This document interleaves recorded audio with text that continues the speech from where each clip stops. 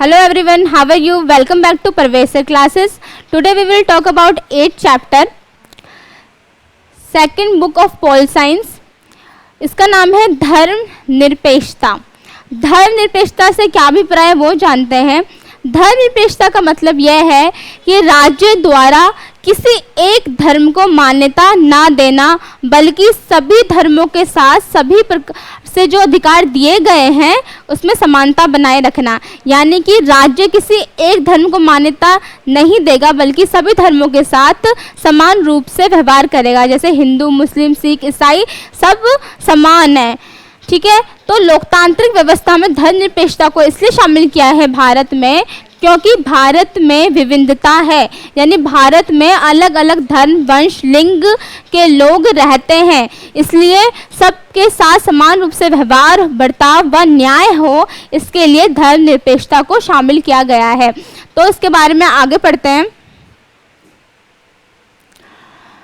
धर्मनिरपेक्ष राज्य से आप क्या समझते हैं? यानी कि धर्मनिरपेक्ष राज्य का होना, इसका क्या मतलब है? धर्मनिरपेक्षता का अर्थ है कि राज्य राजनीतिक या किसी गैर धार्मिक मामले से धर्म को दूर रखे. यानी राज्य क्या करेगा कि कोई गैर धार्मिक मामले होंगे या कोई मसले होंगे तो उसमें धर्म को ना डाले, यानी धर्म को क्या करे, दूर रखे. यानी कि धर्म का हस्तक्षेप ना करे उसमें.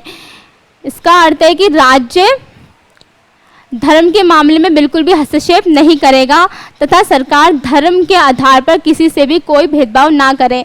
ना ही सरकार धर्म के मामले में किसी से भेदभाव करे, ना ही धर्म के मसलों में, मामलों में हस्तक्षेप करे. ठीक है. धर्मनिरपेक्षता का अर्थ किसी के धर्म का विरोध करना नहीं है. धर्मनिरपेक्षता का मतलब ये नहीं है कि किसी के धर्म का विरोध करना, बल्कि सभी को अपने धार्मिक विश्वासों एवं मान्यताओं को पूरी आज़ादी से मानने की छूट होती है. यानी इसका मतलब मानना है कि धार्मिक विश्वासों एवं मान्यताओं की पूरी आज़ादी है जो अलग अलग धर्म से बिलोंग करते हैं. यानी कि धर्मनिरपेक्षता का पूरा अर्थ यह है कि जो राज्य है वो धर्म के मामले में हस्तक्षेप नहीं करेगा और ना ही धर्म राज्य के मामले में हस्तक्षेप करेगा. इसका अर्थ यह है कि जो राज्य है वो किसी के साथ भेदभाव नहीं करेगा धर्म के संबंध में. यानी कि किसी भी आधार पर, यानी कि धर्म के आधार पर किसी के साथ भेदभाव ना करे. ठीक है. और जो धार्मिक विश्वासों एवं मान्यताओं को पूरी आज़ादी से मानने की छूट है सभी धर्म को. तो धर्मनिरपेक्षता का अर्थ यह है. आगे बढ़ते हैं. भारत को धर्मनिरपेक्ष राज्य क्यों कहा जाता है? क्या रीज़न है कि भारत को हम धर्मनिरपेक्ष राज्य कहते हैं? तो पहला हम जानते हैं, भारत में सभी धर्मों के बीच समानता है. क्योंकि जो भारत जो देश है उसमें अलग अलग धर्म जाति के लोग रहते हैं, तो उसमें क्या है, समानता है. यानी भारत में सभी धर्मों को क्या दिया है, समान अधिकार दिए गए. यानी धर्मनिरपेक्षता का अर्थ यही है कि एक धर्म को मान्यता नहीं दी गई है, सभी धर्म के लोगों को अधिकार समान रूप से बांटे गए हैं. यानी भारत में सभी धर्म के बीच क्या है, समानता है.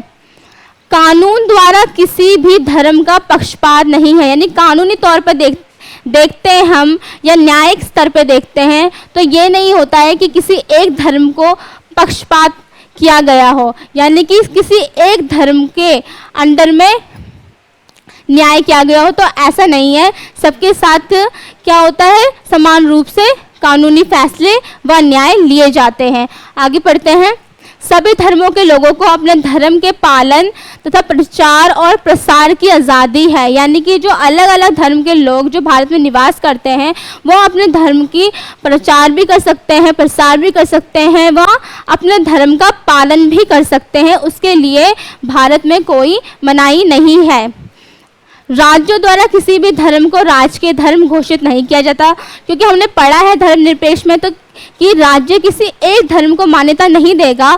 यानी कि राज्य किसी एक धर्म को राजकीय, यानी पूरे राज्य का, यानी पूरे देश का धर्म नहीं कह सकता. तो इसमें यह बताया गया है. आगे बढ़ते हैं. अंतर वर्चस्व। वर्चस्व दो प्रकार के हैं, पहला है अंतर वर्चस्व, उसके बारे में पढ़ते हैं। धर्मों के बीच वर्चस्व यानी अंतर का मतलब तो अंदरूनी होगा, तो अंदरूनी मतलब धर्मों के बीच वर्चस्व। हर भारतीय नागरिक को देश के किसी भी भाग में आज़ादी और प्रतिष्ठा के साथ रहने का अधिकार है, यानी हर धर्म के लोगों को एक साथ रहने का अधिकार है। यानी हिंदू, मुस्लिम, सिख, ईसाई व जो अन्य धर्म के लोग हैं वो एक साथ रह सकते हैं पूरे सम्मान व प्रतिष्ठा के साथ। फिर भी भेदभाव के अनेक उदाहरण पाए जाते हैं, जो कि हमने जाना है कि जो हमारे संविधान में ये प्रावधान दिया हुआ है कि सभी लोगों के साथ समान रूप से व्यवहार किया जाएगा, समान रूप से सम्मान व प्रतिष्ठा के हकदार है वो, फिर भी ऐसे उदाहरण पाए जाते हैं कि उनके साथ भेदभाव हुआ है, जिसमें धर्मों के बीच वर्चस्व बढ़ा क्योंकि स्वयं के धर्म को श्रेष्ठ मानते हैं। क्योंकि अलग अलग धर्म के लोग रहते हैं तो लोगों का मानना ये रहता है कि हमारे धर्म को ज़्यादा अधिकार मिलने चाहिए, हमारे धर्म का वर्चस्व होना चाहिए, ठीक है, अधिकार होना चाहिए। अपने अपने धर्म को सब व्यक्ति श्रेष्ठ मानते हैं। तो आगे बढ़ते हैं। 1984 के सिख दंगों में हज़ारों सिख मारे गए।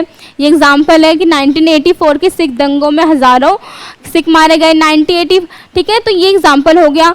और फिर है 2002 में गुजरात में अनेक मुसलमान मारे गए जो स्थान छोड़ के चले गए। मतलब ये जो एग्जाम्पल है वो किसके आधार पर है, वो है धर्म के आधार पर, क्योंकि यहाँ पे मुसलमान की बात करी गई है इस एग्जाम्पल में और इस एग्जाम्पल में सिख की बात करी गई है।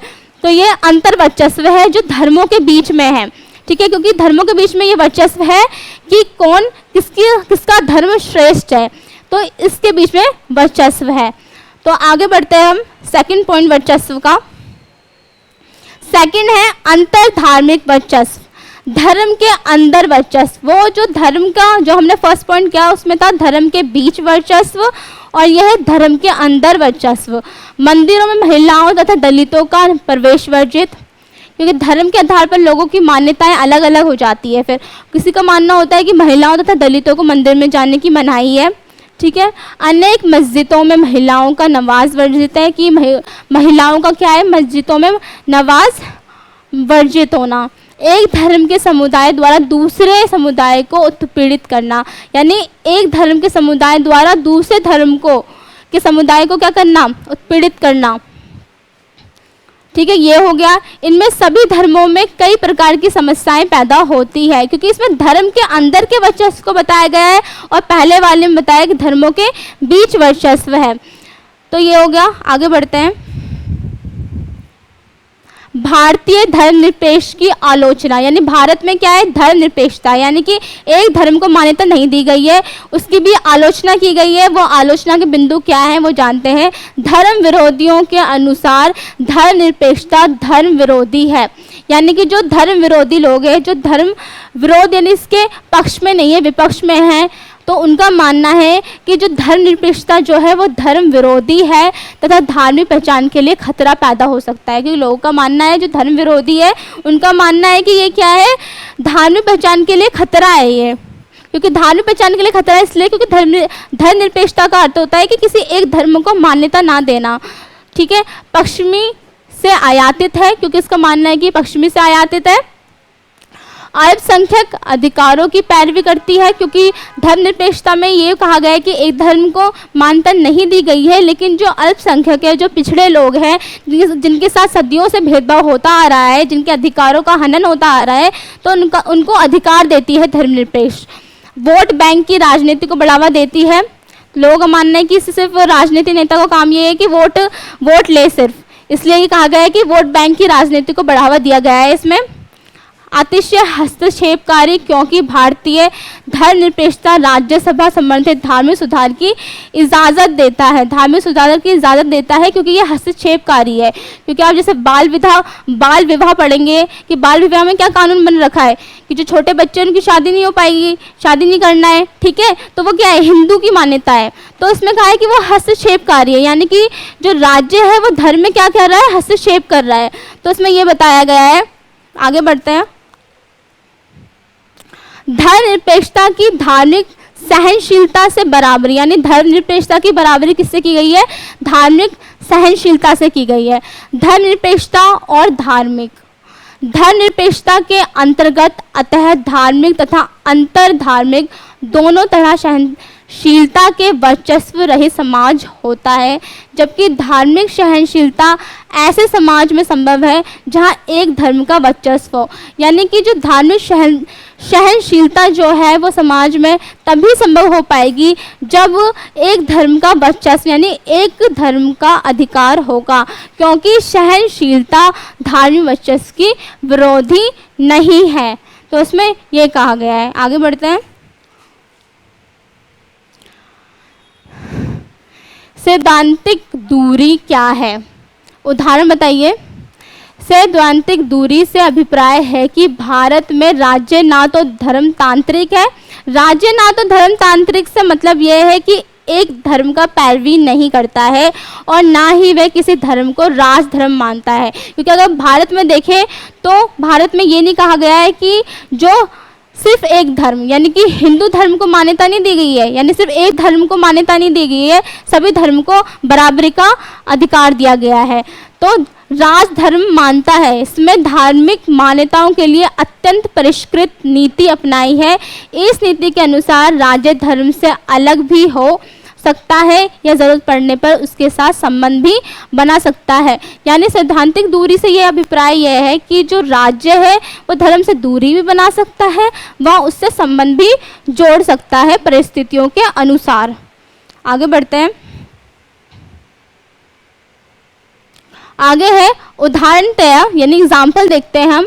राज्य धार्मिक विषयों में दखल नहीं देता है। जैसा हम जानते हैं कि जो राज्य है यानी जो गवर्नमेंट है वो धर्म के मामले में हस्तक्षेप नहीं करता है, ठीक है, परंतु आवश्यकता पड़ने पर यानी कि सैद्धांतिक दूरी में बताया गया है कि जो राज्य धर्म के मामले में हस्तक्षेप तो नहीं करता है, लेकिन ज़रूरत पड़ने पर यानी परिस्थितियों के अनुकूल वो हस्तक्षेप कर सकता है। परंतु आवश्यकता पड़ने पर भारतीय राज्य में बाल विवाह, जैसे बाल विवाह है, जो बाल विवाह है वो क्या है, हिंदू परंपरा है, तो उसमें हस्तक्षेप करता है कि उन्मूलन यानी खत्म करना बाल विवाह को, और अंतर्राज्य विवाह पर हिंदू धर्म के द्वारा लगाए निषेध को समाप्त करने के लिए अनेक कानून बनाए हैं। जैसे कि धर्मनिरपेक्षता में ये कहा गया है कि एक धर्म को के मामले में राज्य हस्तक्षेप नहीं करेगा, लेकिन यहाँ पे तो हस्तक्षेप कर रहा है, क्योंकि सैद्धांतिक दूरी में कहा गया है कि आवश्यकता पड़ने पर क्या करेगा, राज्य हस्तक्षेप करेगा, जो गलत है उस मामलों में हस्तक्षेप करेगा,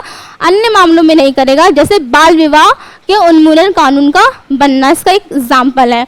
अतः भारतीय धर्म निरपेक्ष धर्म के सैद्धांतिक दूरी कायम रखने पर चलती है। यानी जब हम भारत की धर्म की बात करते हैं वह यानी कि पूरे भारतीय धर्म की बात करते हैं तो वह सैद्धांतिक दूरी कायम रखने पर चलती है। हस्तक्षेप की गुंजाइश भी बनती है कि ज़रूरत पड़ने पर राज्य हस्तक्षेप करेगी लोगों की समाज की भलाई के लिए। आगे बढ़ते हैं। यूरोपीय मॉडल, यूरोपीय मॉडल के बारे में जानते हैं। भारतीय मॉडल व यूरोपीय मॉडल में अंतर क्या है वो जानते हैं। पहला है यूरोप का मॉडल। धर्म राज्य का एक दूसरे के मामले में हस्तक्षेप ना करने की अटल नीति है। अटल नीति है कि कोई से भी मामले में चाहे कैसा भी मामला हो उसमें जो राज्य है वो धर्म के मामले में हस्तक्षेप नहीं करे। जैसे भारत में मैंने आपको बाल विवाह कानून उन्मूलन कानून का एग्जाम्पल दिया कि जो भारत में क्या है कि जो राज्य है कर सकता है हस्तक्षेप जब परिस्थिति के अनुकूल। अगर परिस्थिति क्या है खराब हो रही है या समाज के लिए कल्याणकारी नहीं है तो राज्य हस्तक्षेप करता है। लेकिन जब हम यूरोपीय मॉडल देखते हैं तो उसमें क्या है राज्य किसी भी तरह से हस्तक्षेप नहीं करेगा धर्म के मामले में, उसकी अटल नीति है। ठीक है, व्यक्ति और उसके अधिकारों को केंद्रीय महत्व दिया जाता है। यानी जब हम यूरोपीय मॉडल में बात करते हैं धर्मनिरपेक्ष की तो उसमें कहा गया है व्यक्ति और उसके अधिकारों को व्यक्तियों व उसके अधिकारों को केंद्रीय महत्व दिया गया है। ठीक है, समुदाय आधारित अधिकारों पर कम ध्यान देना, यानी समुदाय आधारित जो अधिकार है उसको कम देना। एक धर्म के भिन्न पंथ के बीच समानता पर जोर देना, यानी कि सभी धर्म को क्या देना, समानता देना। यानी कि एक धर्म जो अलग अलग धर्म की जो पंथ है उनको समानता का अधिकार देना यूरोपीय मॉडल है। आगे बढ़ते हैं भारतीय मॉडल की तरफ। भारतीय मॉडल यानी जो हमारे देश का मॉडल है वो जानते हैं। राज्य द्वारा समर्थित सुधारों की अनुमति, यानी राज्य द्वारा समर्थित, यानी कि राज्य का क्या कहना है धर्मनिरपेक्ष के मामले में कि वो हस्तक्षेप नहीं करेगा, लेकिन परिस्थिति आने पर करेगा। तो उसमें क्या कर रहा है, राज्य द्वारा समर्थित सुधारों की अनुमति, यानी सुधार जब जरूरी हो जाते हैं तो वो करेगा। अल्पसंख्यक अधिकारों पर ध्यान देना। अल्पसंख्यक वो संख्यक है, यानी उनकी संख्या, उन समुदायों की संख्या जिनकी संख्या अन्य समुदायों की तुलना में कम है, यानी कि जिनके साथ भेदभाव होता आ रहा है, वह जो शिक्षा से वंचित है, तो उनको अन्य समुदाय के बराबर लाने के लिए उनको अधिकार दिया जाता है।